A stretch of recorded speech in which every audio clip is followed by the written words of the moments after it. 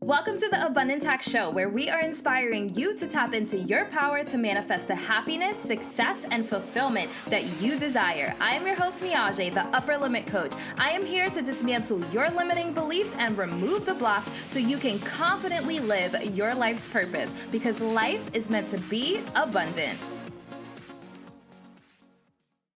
Hey M&Ms, thank you for tuning into the Abundance Hack Show. What are you manifesting in your life today? Today I am joined by Antesa Jensen, and I'm really excited to dive into what she does with emotional intelligence. But before we dive in and she tells us who she is, Antesa, what does abundance mean to you? Abundance to me is, gosh, that's such a good question. It's the more, basically. I like to call it the more as though it's just a noun, like any other thing, like the dog. Abundant. It's that. I mean, it's a universal law of abundance, and it's also it's the thing that we're always kind of growing into. I feel like it's the thing that's always growing. So Yes, I love it. The more. yeah, the I more. love it. All right, so tell us about you. Who is Antesa? Well, professionally and in my calling in life, I'm an emotional intelligence expert. I'm also a transformational coach and a speaker.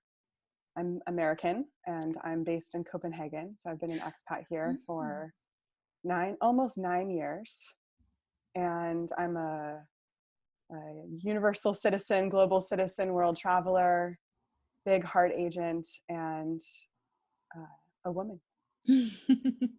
I love it. I love it. So I really want to dive into your story, but for someone who doesn't know what emotional intelligence is, how would you break that down? So the easiest way is to talk about it as sort of the education around empathy. Mm. So emotional literacy, which is to say having both the words for your emotional experience and also the capacity to communicate while including your emotional experience. It's not necessarily emotionally processing with people, but being able to share what's happening for you without it feeling like a super big trigger. That would be someone who has advanced levels of emotional intelligence. They can just share their truth. It is, they call it EQ to juxtapose it with IQ. So it's like the soft skills, your ability to read people, your ability to tune into someone else and recognize what's happening for them. And it's both directions. It's not just, I can just dump all of my emotional things onto you, but I'm also aware of and attuned to your experience and what's happening inside of you as well. I love that. I love that. And I feel like these days that's kind of lacking with social media. So I think that's really, really powerful. So I'm excited to learn more, but I want to know what got you into this. What drove you to do this work? So it's actually really funny. I was just writing about this the other day. I think the main reason I do what I do now and am who I am now is because of being an expat. As an American, which you probably relate to, we don't often think about whether people are emotionally available. We connect with one another really easily. It's something that Americans tend to take for granted. And when I moved to Denmark, I struggled for the first time in my life to have deep connections with the people here. And it was bad enough that at some point I actually considered leaving because I was like, I can't make friends. Mm. What is wrong with me? It was kind of the thing that happened for me and that kind of spun me into a whole existential crisis. Yeah. And basically what I learned is that I had this skill set that I did very naturally. I've always had really good soft skills. I was a musician. I've been a linguist. I feel a lot and always have in my entire life, but I was really disconnected from that. And so I had no idea how to use those soft skills in the face of people who had none, or maybe also didn't have that skill set either. And so in a very, very roundabout way, I went off on my own journey and did a lot of personal development, coaching, mentorship, that sort of thing, and discovered that I actually had a gift in reading people. Mm. And I had to learn the tools to have that work for me, because if you read people really well, but you don't have any tools to use it, it can actually cause problems Mm. in relationships, because, you know, you might not have the communication skills to let people know what you're sensing from them, and it can really, things can blow up really fast, which was Yeah. certainly an experience I've had multiple times. Mhm. And so I was working in finance actually at the time when I moved here. I worked in finance for 12 years in investment banking. Mm. And it was probably about 10 years in that I realized that the reason people hired me was for that skill set. And so, Mm. they would say, I want you to manage our 250 million euro budget. But what they really wanted was for me to be the glue of the team. Mm. And so I decided at some point to leverage that and turn it into my own career, because it was very clear to me that masterfully running Excel was not my calling, as you can imagine. And so I started my own company and I started coaching and started teaching workshops. And now I teach workshops at the companies that I used to work for. I love it. I love Yeah. it. So let's dive into emotional intelligence. What would you say is maybe the top 3 things that people struggle with? Whew, hitting me in from the side. Let's see. Listening. Oh my goodness. Yes. Active listening. I talk about it all the time. Active listening. Yes. Yeah.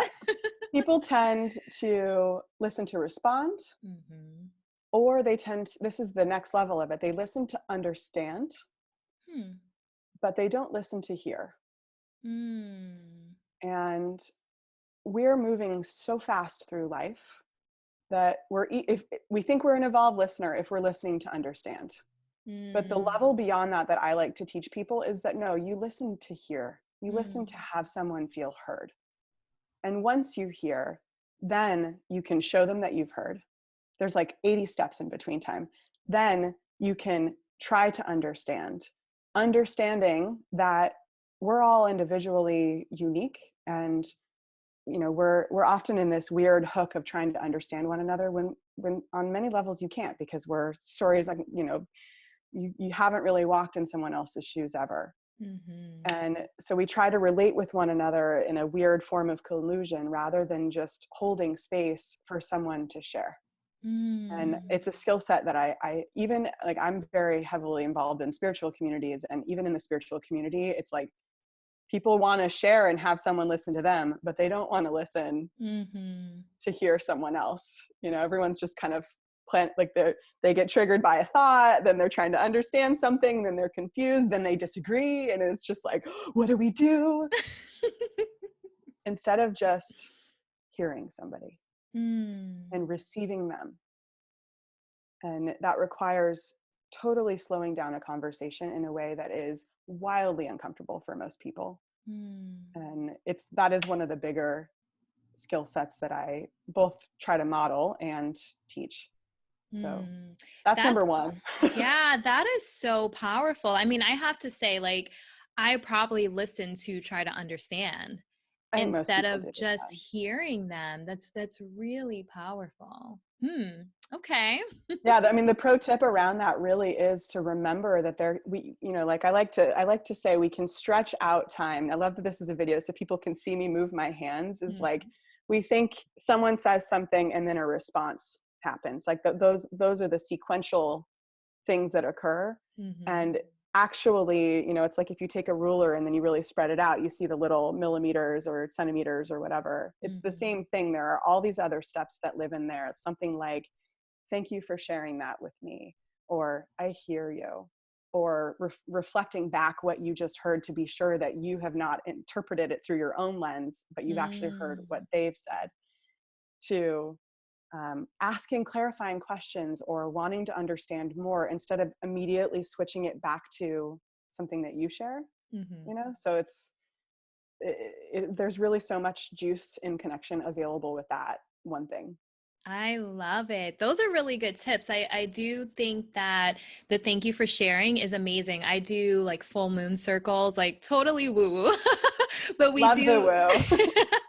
we do these exercises where we share something and we're always like, we have to say after, thank you for sharing. And it makes you feel good. It makes you feel heard. So that is a really good tip. And then clarifying back, like referring back to, okay, this is what I heard you say. This is, what I just heard, because sometimes we hear things differently than how people say them.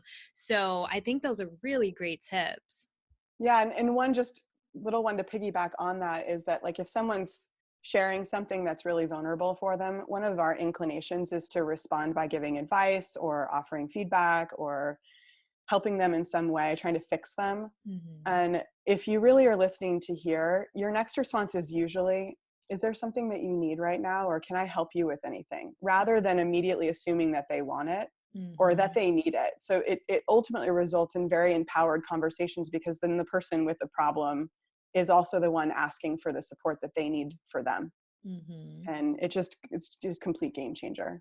Yeah, that's one of the things that I've tried to implement in my own communication. I actually spoke about it on a previous podcast, is asking, how can I support you? Or asking, do you want feedback or do you want me to just listen? And it's a game changer. It really, really is. Yeah, I Yeah. love that one. What kind of support do you need? Do you need a hug? Do you need a slap in the face, real talk? Give me a gauge where you're at. And that is actually one of the ways you build your emotional capacity, because you probably feel something from someone, but if we assume what they need without asking, we actually can miss it. We miss the mark a lot. So even with my clients who I know really well and we're super intimate, I ask them, like, what do you need right now? Because they also need to learn how to say what they need. Yeah. I We love all it. do. I love it. I love it. That's Okay. just So one tip. yeah. So, all right. The second one, look, I get so wrapped up. That was like so good. Okay. That one's probably the longest. I would say the second one's probably cultivating curiosity. So I just did a TED Talk in the fall, and one of the things that I really break down is the difference between being inquisitive and being curious. Because most people think that they're curious because, like, if you're capable of asking questions, you're like, oh, I'm totally curious. I ask really good questions. And there's so much more to it than that. When you're curious, you're asking questions that may result in more questions. You're asking questions you most likely don't know the answer to already. You're not interviewing someone and seeing what they know. Like, you're not quizzing them. You're not again, you might be asking a question to try and size them up, and when you ask a curious question, it's actually, I like to say, it's a surrendered position.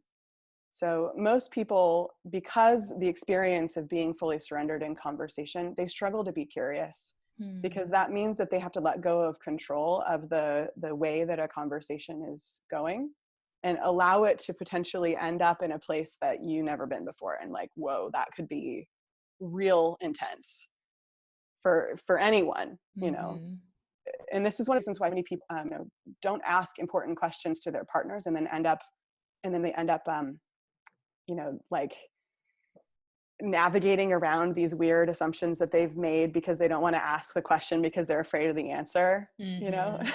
This is one of the ways that you learn how to receive any answer. And this, of course, that's a neurological thing. Sometimes the truth creates a nervous system response in our bodies. Our sympathetic nervous system goes haywire, and our amygdala is telling us, get the heck out of here. and actually, if you practice that, in safe environments, you start to train your nervous system that it's safe to let go of control of a conversation and ask really big questions, like meet someone and say, who are you? Like, what's the thing that's the most important to you in your life, without having any gauge of where they're going to go with that conversation, and just follow the thread. And that leads to tons of creation, tons of collaboration. In business environments, it leads to innovation when people can bring curiosity into the workplace, into meetings. And in relationships, it creates such depth. I mean, depth that most people don't even know that they can reach in relationship, just from being endlessly curious about a person. I like to have a living meditation with my clients and with myself of asking myself the question of any person who I know each time I see them, who are you today? And with no pretense, relearning who they are on that day, and giving them the space to show me, and usually what that results in is that the people around me are very fully expressed. They show up exactly who they are, because I don't expect them to be someone that they were 2 weeks ago. I just assume that people are growing. and that they must be different than the last time we saw each other. And I might even say, you feel different than the last time we saw each other. What's changed for you in the last 10 days? I And let them love feel that. that. Oh man, I really love that. I love Thanks. that. Me too. It's a fun way to relate to other human beings. Yeah. And, it's something I've experienced in my own life is I feel like it's hardest for family. Like they treat you as you were and not as you are. And Totally. it's something I've definitely struggled with. So I love just saying like, you feel different. Like what's changed? Like, oh, you're so awesome. Yes. Yeah. Man, if we just allowed ourselves to be surprised. In fact, like this is a lot of how abundance works too. And I'm sure you know this. It's like, if you allow yourself to be surprised, I did a visualization exercise. I still do it regularly. It's like, we get really gripped onto the thing we're trying to manifest looking a specific way. And you have to be open to the unexpected, because the only thing that you can literally see are things that already exist in your head. And so you're not going to get maybe it in the exact package that you imagine it in, And so you have to give yourself space for a surprise. And curiosity is just such a great way to do that. I love it. Are you ready to raise your vibrations and tap into abundance? Download our free Abundance Guided Meditation to accelerate your manifestation. This will help you visualize your abundant life and align with that vision so it can become your reality. To download the MP3, go to abundancehack.com/abundance guided meditation. And remember, life is meant to be abundant.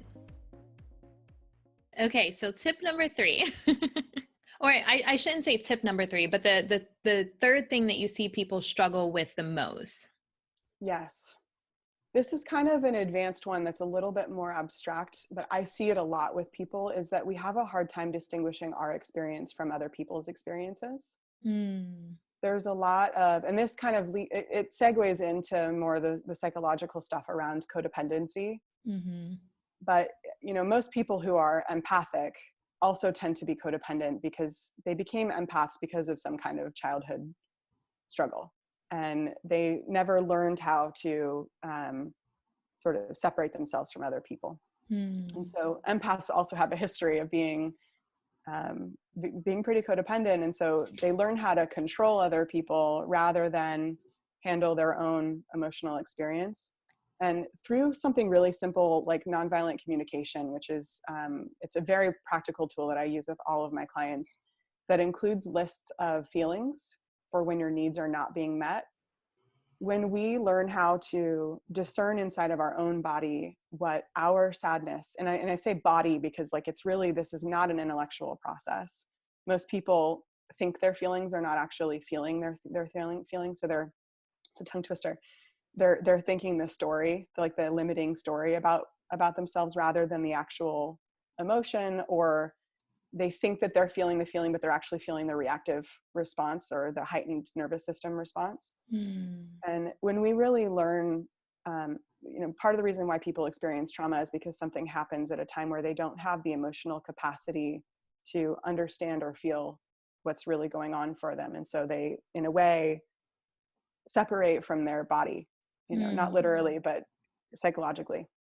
And this is a very long drawn out answer, but most people really struggle to say what's mine versus what's someone else's. They don't have the sense of self and the sovereignty inside of themselves to be able to say, here's what my experience is. And I'm aware when someone else's experience is in my body and I don't perceive that as a threat.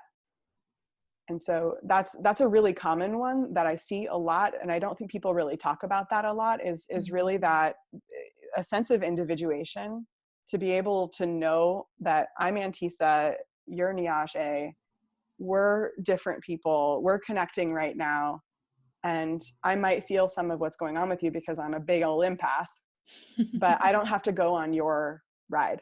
And I might want to, because your ride might be juicy and delicious, and I need to know how to find my way home again. So I'm totally pulling that one out of the air. I was not prepared. No, I love it. I love it. So who's your ideal client? Like, who do you typically work with? I love the high achiever, the overperformers, the ones who are killing it, and they usually tend to not feel totally fulfilled in what they're doing, but they're good at a lot. And the reason I like to work with those people is because when they learn how to make space for their felt experience, they enter into the quantum field. Like life takes off for them. So while they were already probably 30 steps ahead of the average person, they really explode. And so it's really rewarding for me because when they're willing, you know, because they're already kicking butt at life. And so when I give them these extra tools, it just changes everything for them in their lives, and they see themselves in a whole new light, and their relationships dramatically change, and they're having an impact on the planet. And I don't like working with people who aren't interested in having an impact on the planet or humanity, because it just feels really important right now. So yeah. I love it. I love it. Okay, so I'm loving everything that you're saying, but I know we have to wrap up eventually. So I want to end it with 3 tips for living an abundant life. And I know you just gave some tips specifically for emotional intelligence, but these can just be with your travel, things that you've learned throughout life, like what's contributed to you living this amazing life and making this an amazing impact in the world. I think I have had noticeable shifts in my life that have shifted me closer and closer, and then more and more into a very abundant way of living. And I think that the first lesson that I got came in the form of a very intense slap in the face. Was like, I lost a bunch of contracts and had just signed on with my coach, and found myself in a position for the first time in 12 years where I had no idea how I was going to pay my mortgage. And in that same week, I was part of an emotional intelligence leadership program where we were supposed to raise something like $145,000 in 7 days for these kids who are all on the school lunch program at this school in Las Vegas. And it was like being stabbed in the stomach, having to call and ask people to donate money for these kids who didn't have lunch, when I also didn't know how I was going to pay my bills that week. And I reached my goal. Our team reached our goal. And one of the things that I realized at the end of that was, when I think that I have nothing, I have everything to give.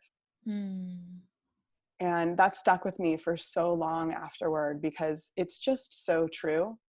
Most people think, like, we get so scarce and we hold on to our, not just our stuff, but like our energy and our love and our time. And I often find, and this has just been a forever teaching for me, when I think I'm at the bottom of the barrel, I just find that there's an endless source that is just totally ready and willing. And I can take off with that. And it fuels you. And you think you have nothing left, but you do. And that just rings true for me all the time. If I feel defeated, I just need to shift my mind a little bit, and I find out that I actually am full of resources. And that's a pretty huge abundance piece, I think. The second one, I would say, this is where I saw myself getting stuck, and I see other people getting stuck here, is around this idea of manifestation. And I think I saw you write about this at some point as well. So I know you're going to totally jive with this, is like, we think that if we have all the faith in the world and we just have all the great affirmations, that it'll just arrive on our doorstep. I'm going to say 10 affirmations every hour on the hour, all day long. And, you know, I'm saying yes with full conviction to everything I do. And I think that you laugh because you know where I'm probably going with this. Is like, some of it is like, first of all, you need to be emotionally involved in what you say that you want. And one of the reasons why people say emotion is like emotion, it's energy in motion, is that emotion drives action. So if you're not emotionally involved in what you say that you want, you're also probably not taking action in what you say you want. And you can visualize all day long, but if clues come in and you're like, hi, And you just kind of watch it go by and then be like, why don't I have any money again this month? It's just kind of like, you have to take action. You have to take action.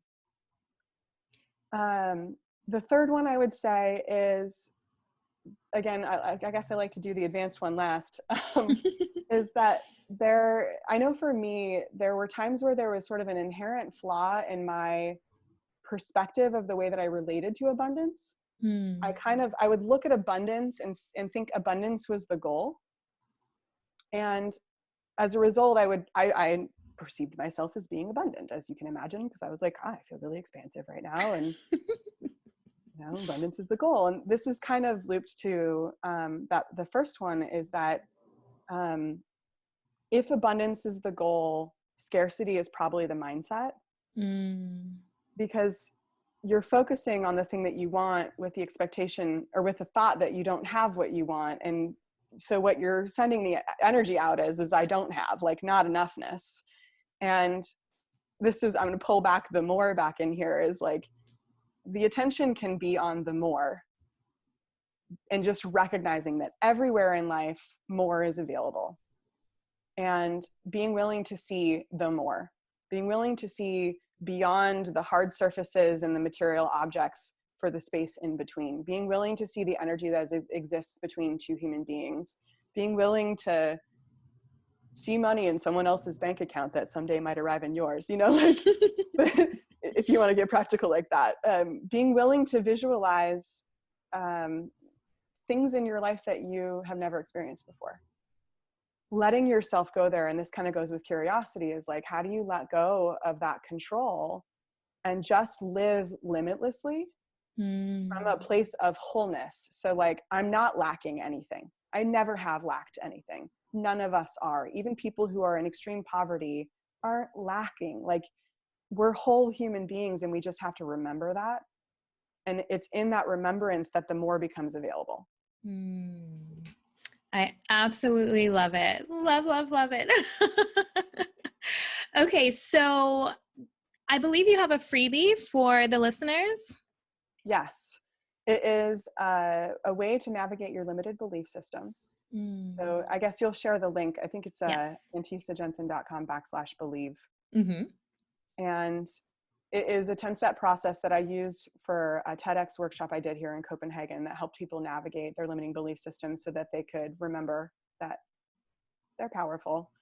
And it takes you through a process of seeing where you might feel disempowered in a relationship or in a situation, and walks you through the whole process so that you can begin the process of letting go of the things that you think are holding you back and start to relate to the world a little bit differently. So I love it. I actually want to sign up for it myself.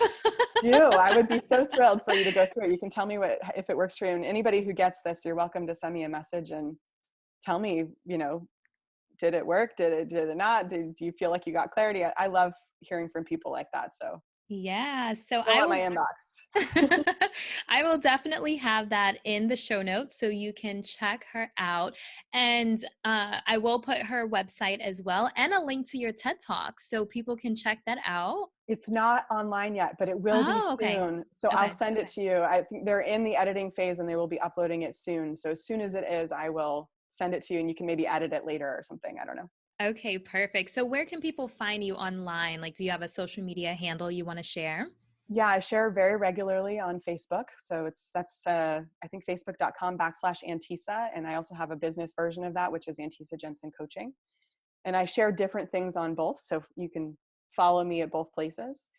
I have Instagram, and I'm at Antesa Jensen. I just recently got a Twitter account. I still don't totally know what I'm going to do with that yet, but I'm following some cool people, and I would love more followers, which is, again, at Antesa Jensen. And I'm also on LinkedIn, again, at Antesa. I'm the only Antesa, so it's very easy. I'm definitely the only Antesa Jensen. So just Google my name and you'll find even my discus statistics from high school. All sorts of crazy things on there. Awesome. I will put all of those in the show notes so you can check her out. I am blown away by the information. I think that it's really useful. I think that people should implement these things, and it will make a major difference in your personal life, in your romantic life, and in your business life. So I highly recommend you go follow her. Thank you so much for coming on the Thank show. you. It's such a pleasure. What a trip. It's been so good. Thank Thanks. you. All right, guys, until next time, love and light. Thank you for tuning in to the Abundance Hack Show. I would love to hear from you. Leave your comments and questions, and don't forget to subscribe so you don't miss any of our yummy episodes. Every time you leave a 5-star rating or review, I do my happy dance.